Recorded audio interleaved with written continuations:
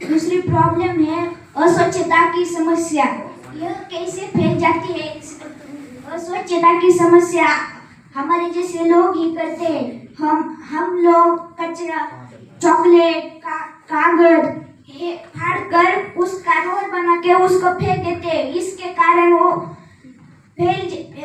इसके कारण उसमें गंदगी हो जाती है। वो फिर कचरा बन के हमारे हमको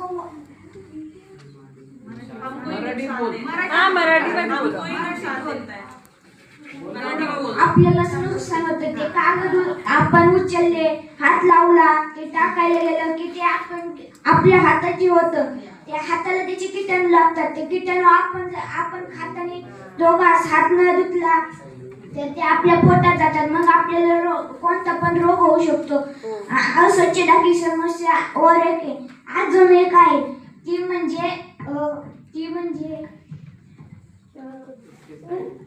म्हणजे काय मतलब पहला वाला आपको समझ आया कि क्या बोला? मच्छर, डास आया? जो मराठी नहीं है उनको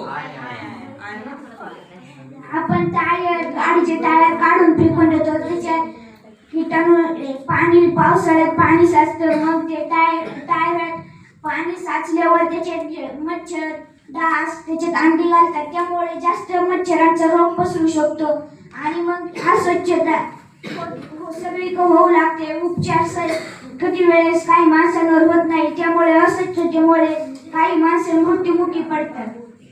ये समझ आया? नहीं आया?